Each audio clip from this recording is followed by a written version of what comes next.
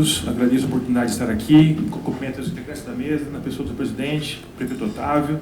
Parabenizo a iniciativa da Amuso em promover esse evento. É um sinal claro, né, o quanto que a Amuso está atenta para com seus associados.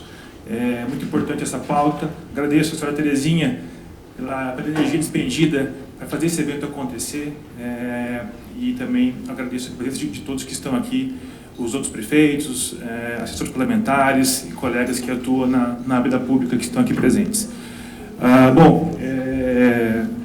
A pauta municipalista, ela é uma pauta por si só muito importante, mas quando se traz o assunto, né, repasse de verbas públicas, na minha concepção, torna ainda mais importante esse assunto, porque é o que incrementa a atividade do município, é o que de fato faz a efetivação da política pública em favor dos munícipes. Então é um tema, na minha compreensão, muito sensível e muito importante. E aqui, apenas para ilustrar, eu sou advogado, como disse aqui, atuo já há mais de 12 anos em favor de municípios, e municípios que por vezes não conseguem de fato receber recursos públicos que são indicados por parlamentares, até por recursos de programação dos ministérios, e que ficam, infelizmente, sem poder receber esses repasses. Eu me lembro, né, eu estou aqui em Brasília há 14 anos, eu sou do interior do Paraná, de Maringá, vizinho do senhor prefeito. E estou aqui e fundei a banca há 12 anos, como dito. E no primeiro, é um assunto que me traz muito apreço, muito carinho, porque foi o nosso primeiro caso do escritório. Foi o município próximo a Maringá, um município pequeno, com parcos recursos, com uma baixa arrecadação, e existia ali um convênio, na época, de R$1.500.000 para a construção de vias públicas. E esse município, à época, possuía 5% da via asfáltica já estabelecida. Então, era um município carente, obviamente, de uma implementação de política pública ali e também de asfalto. E, naquele momento, ele estava com uma ausência de certidão, a União Federal negou esse repasse, e naquele momento, em 2011 ainda, não havia uma jurisprudência consolidada no que tange a contemplar o interesse do município no Poder Judiciário. E nós construímos uma tese, uma ideia, e essa ideia, felizmente, foi acolhida pelo Poder Judiciário, e nós conseguimos dar continuidade àquele convênio em favor do município, e, obviamente, a população foi agraciada com a obra de infraestrutura tão importante naquele momento. Então, assim, aí eu faço aqui um parênteses a vocês, né? Vocês têm conhecimento de quanto de recurso, de quantas propostas que são indicadas para os entes públicos, para os municípios, quantos valores chegam de fato aos cofres dos municípios?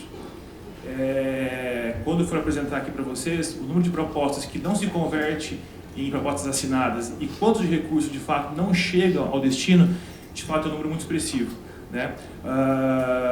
Porque a gente sabe que o prefeito vem a Brasília, faz toda a sua articulação, né, dentro do que é possível, faça um esforço hercúleo para amealhar um recurso importante para o município.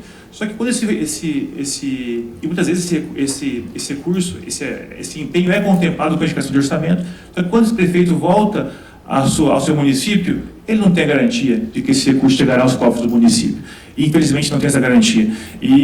Porque aí inicia-se uma outra aba de encaminhamentos, ou seja, depende mais do prefeito, depende agora da sua equipe, em fazer rodar todos esses encaminhamentos que são vitais para a finalização do convênio, da execução, enfim. Então, e por vezes são ideias salutares, né? Construção de hospital, ampliação da malha viária, são obras que impactam na ponta a vida dos munícipes. No entanto, existe uma regra, e regra a gente sabe que é para ser cumprida. E se uma vez não for cumprida, obviamente quem paga é a população daquele município. Então, voltando àquele caso do começo, que foi o primeiro caso do escritório, eu trago ele aqui porque é um assunto que, para mim, ele exemplifica pontos importantes. Eu já atuei em outros casos com recursos com valores bem superiores a esse, mas esse me chama a atenção pelo seguinte: naquele momento, esse município, ele estava sem certidão de fundo de garantia, certo? A contadoria do município, o contador, deixou de recolher o valor integral e por conta de R$500, pasmem os senhores, R$500, o município não ficou quite com as obrigações perante a União Federal. E isso ensejou, obviamente, uma negativação dentro da plataforma Transfer.gov e o município não pôde celebrar o convênio. E aí a gente pergunta, o que é pior, pessoal? Um contador que errou um cálculo por R$500 e que ensejou uma negativação do município, ou a União Federal que nega, por conta de R$500, uma obra vital para atender os seus munícipes. Então, é uma pergunta difícil de responder, mas uma coisa a gente tem certo, a regra é para ser cumprida. Então, o pior, de fato, é não cumprir as regras. Então, é nesse sentido que eu trago hoje aqui esse painel do não aproveitamento de recursos públicos para os municípios, né, e que, por vezes, os municípios, de fato, ficam sem esse apoio. Então, o escritório, desde então, atua nessa seara. Eu vou, se me permite, aqui, fazer algumas apresentações, presidente, e é como se fosse um raio-x. Até a Muso nos pediu que fizesse uma análise criteriosa de 8 estados, né, que possuem municípios aqui associados, e farei a apresentação. Se me permite, eu vou levantar para apresentar para vocês. Com licença.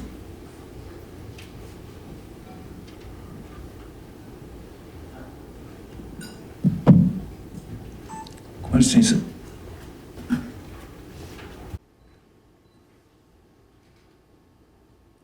Vamos lá, pessoal.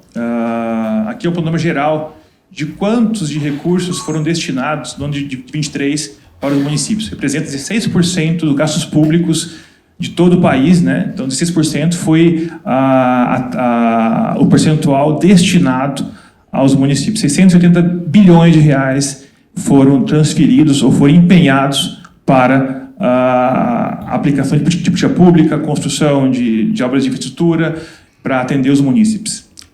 Isso já contemplando, tá, os royalties legais, as transferências específicas, voluntárias e constitucionais. Os números são da fonte do portal da transparência, está atualizado, apenas para informar aqui a fonte dos números. Perfeito. Em relação às transferências legais, voluntárias específicas, que é o assunto que eu vou tratar aqui hoje, 32%, então, ou seja, no ano de 23, 217 bilhões de reais foram transferidos para os municípios. Representa 32% do gasto total em favor dos municípios.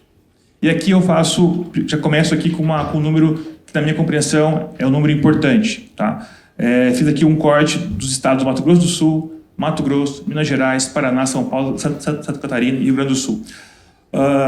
Em 23, foram apresentadas 59 mil propostas, mas somente 9.111 foram assinadas.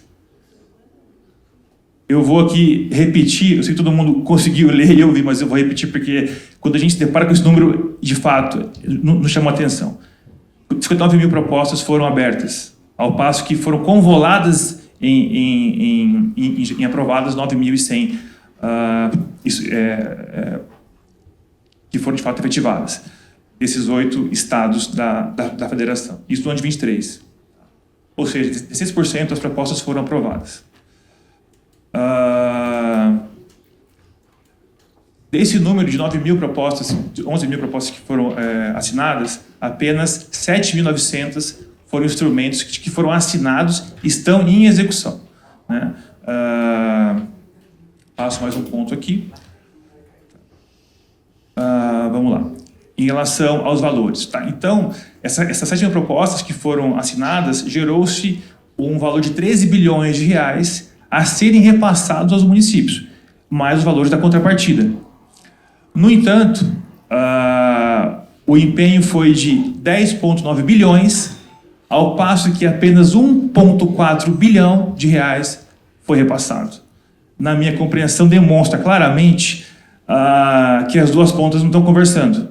A União Federal, na figura, obviamente, dos ministérios que rodam os convênios, e também em relação aos municípios que têm os prazos de fluxo para alimentar a plataforma, não o faz no tempo em que deveria ser feito. Eu não estou aqui criticando a gestão municipal, não é isso, pessoal. Eu estou aqui colocando uma dor que todo mundo aqui, ou melhor, que o conveniente e o concedente é um ponto a ser destacado. Existe aqui dois pontos que não se conversam. Então, é um convênio recente, de 23, e somente 10% do valor empenhado foi repassado para os municípios.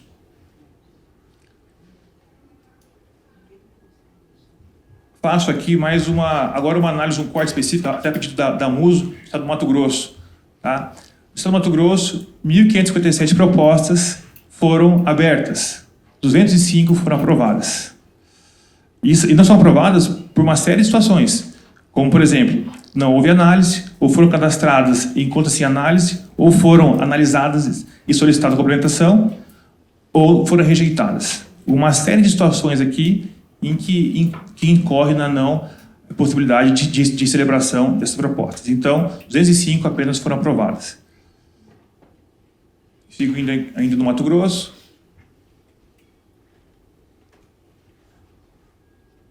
Segundo. Perfeito. Vamos lá.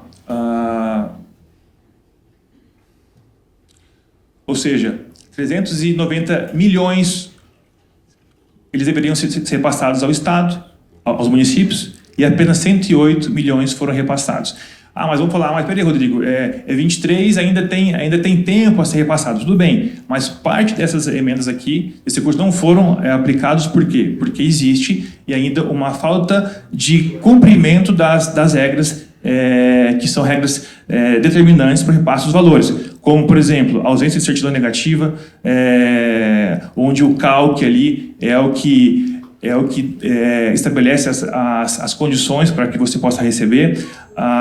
Sobre a questão de precatório judicial, existe a questão do prazo, pessoal. Por exemplo, se a verba ela é indicada no ano de 23, ela deve ser assinada, contemplada em 23, sob pena do princípio da anualidade ele ser aplicado. Ou seja, não é possível uma verba ser indicada, uma emenda em 23 e ser celebrada em 24. O princípio da anualidade, ele veda esse tipo de situação. Então, muitos casos aqui de não repasse de valores decorrem por perda de prazo, decorre também por falta de apresentação de documentação na plataforma e que incorre, obviamente, na negativa da União Federal. Eu estou aqui traçando, pessoal, situações em que, até vou ser redundante naquilo que minha fala, que impedem o repasse dos valores. No entanto, existe um caminho, né, para solucionar todo esse impasse aqui de ausência de repasse de valores. Seguimos aqui agora no Mato Grosso do Sul. 160 propostas foram abertas, apenas 139 foram aprovadas, 129 foram assinadas, ou foram cadastradas, ou estão em análise, ou foram rejeitadas. 26% das propostas do Estado foram aprovadas. Tudo isso aqui, pessoal, é recurso público que visa aprimorar a vida que visa incrementar a atividade do município, que visa melhorar a qualidade de vida da população e, de fato, não chegou na totalidade até o município.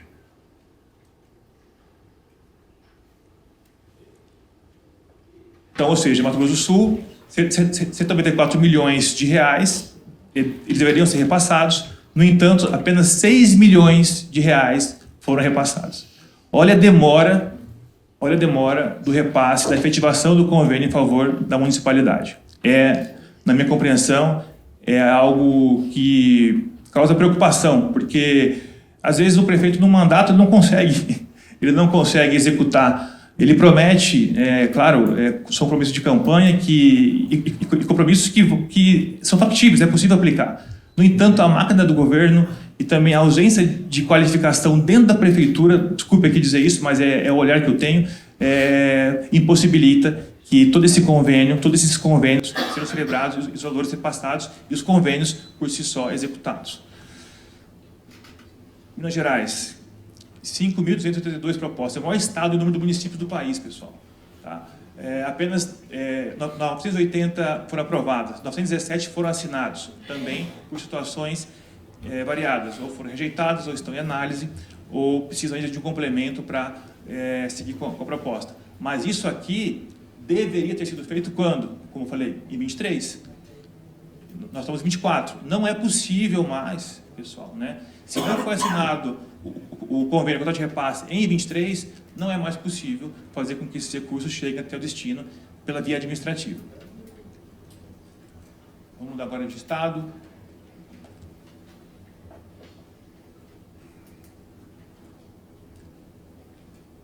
Ou seja, em Minas Gerais, 1,2 bi foram, eles deveriam ser repassados, 1,1 bilhão de reais foi empenhado e apenas 180 milhões de reais foram repassados.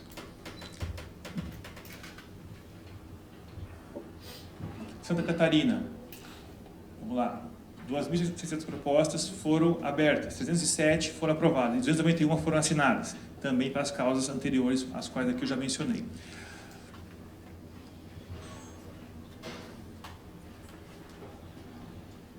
R$223 milhões referente ao valor que deveriam ser repassados aos municípios do Estado.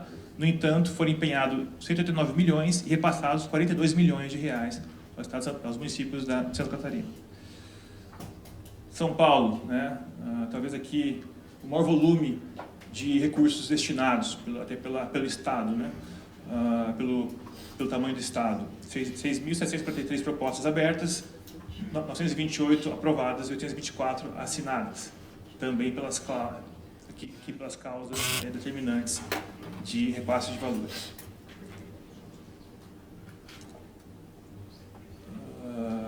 São Paulo, valor global 1,9 bilhão de reais, foi empenhado 1,1 bi e passado 99 milhões de reais aos municípios de São Paulo.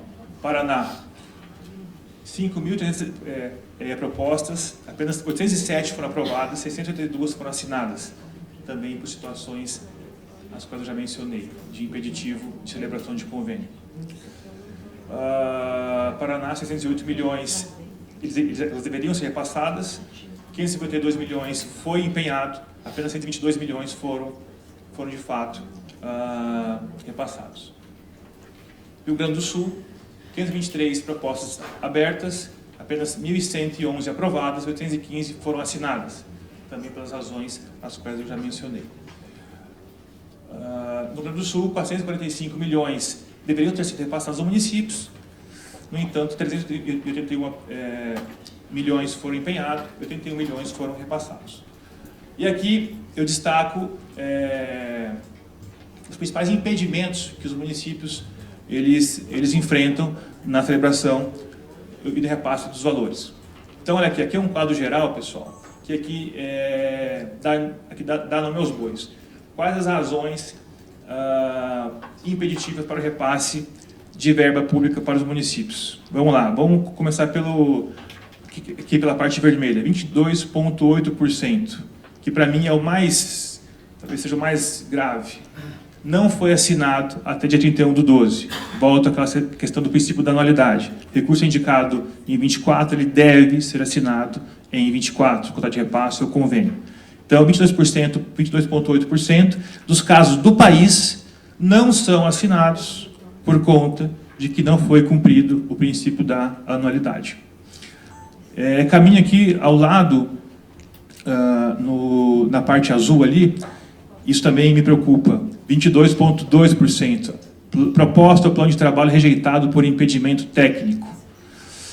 Vamos lá. Todo mundo sabe aqui que se inicia um convênio com plano de trabalho, que é o escopo daquele convênio, né? E ali existem regras, existem situações técnicas que os comitês dos ministérios irão analisar se de fato aquele plano de trabalho ele é interessante para a municipalidade, né? E aí 22% dos casos do país eles param na análise criteriosa de impedimento técnico pelos comitês financeiro e também técnico dos ministérios. Isso aqui é rejeitado de plano e se não for sanado dentro do ano respectivo, aí a gente cai ali embaixo na parte vermelha, que não assinou. Porque, por exemplo, o que acontece? Chega-se dezembro do ano respectivo, aí o Ministério da Saúde fala, olha, você precisa aqui refazer o seu plano de trabalho, apresentar alguma certidão técnica para dar seguimento ao convênio. O município tem até dia 31/12 para apresentar. O que acontece é que o município não apresenta, mas também existe aí um contrassenso. Como que a União Federal, faltando 11 dias para concluir o exercício, o ano fiscal, exige que o município apresente o documento faltando 11 dias, sendo que tem recesso, tem Natal, tem Ano Novo. Então, assim, por isso que eu falo, são duas pontas que não estão conversando. A gente precisa o quê? Colocar esses pingos nos is aí, fazer com que essa máquina rode de forma eficiente e ordeira. Vamos lá. A parte marrom ali, também com essa preocupação, 24,1% não apresentou documentação adequada. Existe uma série de exigências na plataforma, apresentação de documentos técnicos, de regularidade fiscal, e que não são apresentadas dentro do ano respectivo. Por isso, 24% das causas de não repasse de valores ou não celebração de convênios decorre unicamente também, né, da apresentação de documentos. E aí, um caso importante também, por conta dos precatórios federais, né? A região norte e nordeste, existem muitos casos de inadimplência de precatórios judiciais no norte e nordeste. E também, esse caso, pessoal, para quem não sabe, mas eu vou dizer que o óbvio, é quando o judiciário determina que o município expressa um precatório em favor, né, de algum beneficiário, só que ele não cumpre a decisão judicial, e aí ele fica, obviamente, inadimplente com precatório, e aí essa é a condição sine qua non também para que esse convênio possa ser celebrado. Nesse caso aqui, 11,4% do país deixam de assinar convênio ou receber repasse público por conta dessa situação. E aí caímos no CALC, que é o Cadastro Único de Convênios, que ele estabelece, eu preciso cumprir com a certidão negativa, eu preciso ter certidão do Fundo de Garantia, da Previdência. Se uma vez não cumpridas essas exigências, também fica impossibilitado o ente público, o município, de celebrar o convênio. Então, 19% dos casos do Brasil estão dentro dessa situação de impeditiva dos convênios. E aí, a gente traz aqui, e eu tenho muito cuidado em falar isso, por mais que a gente atua no contencioso público, né? O que está dizendo aqui jamais é fomentar o litígio, pelo contrário, mas dar ao município, ao gestor público, uma possibilidade. Ora, se a lei ela estabelece que eu não posso assinar o convênio após dia 31/12, mas eu verifico se o empenho está ativo ou não. O empenho está ativo. É até um contrassenso. Se a União me nega que o município assine o convênio após a anualidade respectiva da indicação, por que o empenho está ativo ainda? Se o empenho está ativo ainda, que é a questão orçamentária que lastreia a execução do convênio e que foi lá lançada na LOA, na Lei Orçamentária Anual, deveria oportunizar o município para que assinasse o convênio. É um contrassenso.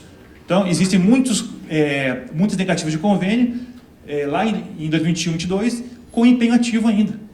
Olha, se está ativo, União Federal, então possibilite que os municípios possam assinar esse convênio e dar continuidade à política pública que foi até então encampada. Então, o Judiciário tem, nosso escritório, na verdade, sim, a gente tem construído uma jurisprudência sólida nos tribunais, não só aqui no DF, como também em outros países, em outros estados, e o Judiciário tem acolhido os pleitos em favor dos municípios. Felizmente, ele tem aceito. Aqui é um trecho, pessoal, um caso prático. Obviamente, eu suprimi aqui os dados do município, até para uma questão de sigilo ético. Vamos lá. Aqui é uma obra do município, do estado do Maranhão, 9 milhões e 500 mil reais. A obra era para a construção de vias públicas. O óbice, ali, óbice da contratação, é porque perdeu-se o prazo para cumprimento de exigências que a plataforma impôs ao conveniente, ao município. Tentamos dirimir esse assunto na esfera administrativa, com o Ministério das Cidades na época, não tivemos êxito. A última ratio, a última alternativa seria o quê? Judicialização do caso. Nós, então, entramos com a ação judicial em abril de 23. Em agosto de 23, a decisão judicial foi dada determinando que a União Federal, eu vou ter aqui o dispositivo da decisão judicial, defere o pedido de trata antecipada para determinar que a União dê continuidade à proposta de convênio, número tal, com correspondente envio para a autoridade bancária, a Caixa Econômica Federal, que é mandatário de recurso público, procedendo-se a todos os demais atos necessários para a continuidade da proposta. Ou seja, nós conseguimos transpor a negativa estatal, a negativa da União Federal em permitir que esse convênio fosse assinado. Conseguimos, o convênio foi assinado após 4 meses da virtualização e, felizmente, a obra encontra-se em plena execução. O convênio está em plena execução. Repito, isso aqui estava perdido. Isso aqui estava perdido. E a maioria dos municípios do país possuem valores que estão aí represados e não sabem que é possível solucionar. Por quê? Repito aqui, o empenho está ativo. Se cancelar o empenho, nem judicialmente mais é possível dirimir, porque a questão orçamentária é que lastreia, obviamente, a execução do plano de trabalho. Doutor, o senhor me permite? Pois não. Eu acho que a importância da sua fala, e aqui eu só vou citar 2 casos rapidamente. Campos Novos, nós temos, inclusive, empenhados, um deles que é uma pavimentação asfáltica, e não é pelo valor, o valor é R$300 mil, e uma creche de 2 milhões, uma delas 2019 e uma 2021, empenhada, licitada, e não repassa o recurso. E a gente já veio, já articulou, então só para fortalecer a sua fala, dizendo da importância dessa orientação, de repente, técnica. Isso, e na verdade, prefeito, agradeço a sua abordagem, e é um ponto importante porque é o seguinte, existe aqui um conflito de normas, né?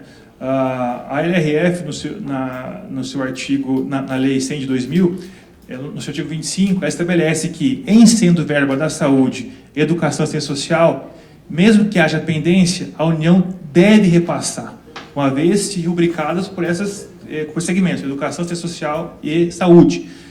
No entanto, existe uma portaria interministerial que ela contraria essa norma. Só que na hora de avaliarmos a hierarquia das normas, uma lei complementar, ela está superior à portaria interministerial. Então, esse é um dos nossos argumentos da tese. Abro aqui para vocês, não tem nenhum problema. Mas um ponto importante é o seguinte: quando nós adentramos no judiciário, porque quando você vai discutir com o técnico do Ministério, que ele negou ali esse convênio, ele tem a via de discussão é muito estreita. Existem ali leis secas que precisam ser cumpridas. Quando eu adentro o judiciário, eu mudo o universo de argumentação. Eu flexibilizo mais a minha argumentação. E aí coloco o seguinte: a questão social que está aqui inserida. Quantas pessoas, por exemplo, aqui, né? Mas não é verba da saúde, a malha asfáltica, não é assistência social, não é educação. Como não? Isso aqui dá acesso à saúde, isso aqui dá acesso à educação, isso aqui dá acesso à assistência social. Porque essa é a negativa da União Federal. Então, a gente impacta e mensura a importância disso na evolução da municipalidade, se essa obra aqui for, de fato, executada. E a gente cai num paradoxo. O que é mais importante para o país? Você cuidar da população? Olha, esse discurso não é um discurso político, não. Mas, assim, porque a linha é muito tênue que separa esse assunto do social e da regra imposta pelo Ministério. Mas o que mais importa? Viver uma população que, de fato, possa usar a via pública, ou a União, na sua ânsia de exigir regras e mais regras e mais regras, que não se conversa, que não ajuda a promover a política pública? Na minha compreensão, claro, isenta, mas como técnico, o que importa, de fato, é que a população tenha uma qualidade de vida melhor através dos convênios lançados no plano de trabalho. Aqui um outro caso importante também era uma questão de passeio público. Houve aprovação o valor de R$4 milhões. De fato, aqui o município estava com uma pendência de precatórios judiciais. Ele não estava em dia com os precatórios judiciais, e também o plano de trabalho estava pendente de aprovação. Por isso, ele não conseguiu assinar no ano respectivo. Nós adentramos ao judiciário no início de 24, e após 5 meses, a decisão foi exarada, determinando que a União desse continuidade ao convênio, realizando análise do plano de trabalho e dos demais atos necessários, a ultimação da cotação nos termos da portaria conjunta, afastando o óbito da irregularidade referente ao pagamento do precatório. Ou seja, a gente não está aqui, pessoal, discorrendo para sanar a pendência. é para sanar o reflexo da pendência que impede que a política pública seja efetivada de fato. Tá? Então, aqui é um caso também exitoso que tivemos no escritório, um caso emblemático também, e foi possível dirimir isso no âmbito judicial. Aqui um outro caso também, é uma adequação iniciada vicinal, município com muita área agrícola, que não tinha acesso às fazendas, aos sítios, enfim, e essa obra é muito importante para ligar os fazendeiros, né, ali, até a cooperativa. Nós conseguimos, de fato, a aprovação dessa obra via ação judicial. Outros casos também assim, semelhantes a esse, e eu concluo aqui a minha fala e depois abro perguntas. Enfim, os números não mentem. Eu estou aqui para fazer um raio-x de tudo que está acontecendo na União. Há um esforço, como disse, hercúleo dos prefeitos vir a Brasília para tentar levar interesse, levar recurso para o município, mas, felizmente, a indicação de recurso não quer dizer nada, pessoal. E precisa rodar essa máquina para fazer que esse recurso chegue até o seu destino. E concluo aqui minha apresentação,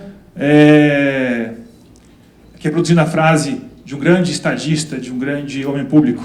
O homem público é o cidadão de tempo inteiro, de quem as circunstâncias exigem o sacrifício da liberdade pessoal, mas a quem o destino oferece a mais confortadora das recompensas, a de servir a nação em sua grandeza. Ulisses Guimarães. Muito obrigado.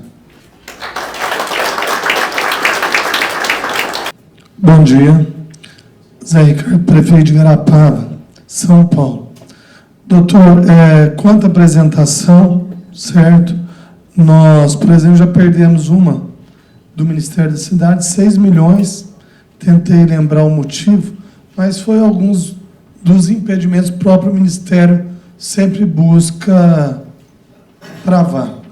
E o Tribunal de Contas de São Paulo, ele é muito restritivo para aceitar as contratações. E numa prefeitura, né, normalmente o jurídico tem entendimento, mas não tem a experiência que o senhor apresentou aí.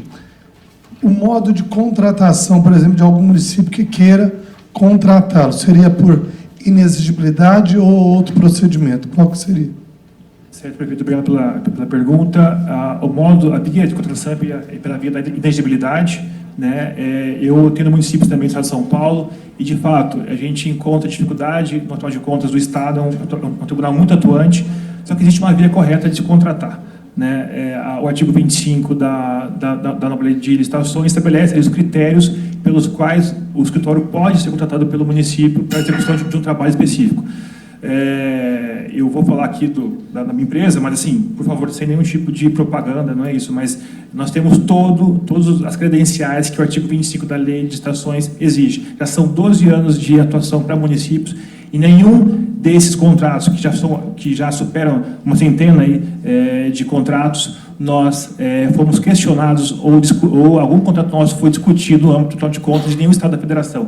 Já passei para o Estado de São Paulo, existe uma via correta de se contratar. De fato, o tribunal pergunta, mas você não tem um advogado interno, um procurador? Sim, mas não teria com essa especificidade de atuação. Então, demonstrando a singularidade do trabalho contratado, você atende, obviamente, ao artigo 25 da Lei de Licitações e possibilita a elegibilidade, se a formalização do contrato com o município. Por favor. Doutor, primeiro, obrigado mais uma vez pela sua explanação. Sabemos que é um assunto que requer muito mais tempo, mas eu acho que foi bem sensato nas informações. Duas questões. Primeiro, poderia ser feito contratações através da seção dos municípios, quem sabe? Sim, prefeito, é possível, sim. Só que a gente precisa, quando eu vou tentar o judiciário, no polo ativo, a gente precisa constar o ente público que está postulando direito para a celebração do convênio, né? A gente poderia, sim, eu não posso, se for um direito coletivo, tudo bem, eu posso propor em favor da associação. Agora, se é um direito individual, eu preciso, até porque é feito a interpartes e não erga omnes, eu preciso promover colocando o município específico no polo ativo da demanda. Obrigado. Mais alguma pergunta? Por favor. Bom dia. Meu nome é José Wilson, eu trabalho no Congresso já tem um bom tempo, na parte de assessoria de orçamento, e tudo que o Dr. Rodrigo falou realmente é o que a gente passa. A gente tem muita dificuldade, como a Terezinha também explicou. Para o próximo ano, os assessores de orçamento têm muita dificuldade em fazer esse tipo de acompanhamento, porque a falta de conhecimento do outro lado é muito grande. Então, a gente se depara constantemente com essas questões. Agora, minha pergunta, direto para o doutor Rodrigo, é a bola da vez, né? Sobre a questão das transferências especiais. Como é que o doutor está se deparando com essas questões, né? Porque a gente está aí há 4 anos, praticamente, né, que tem a transferência especial.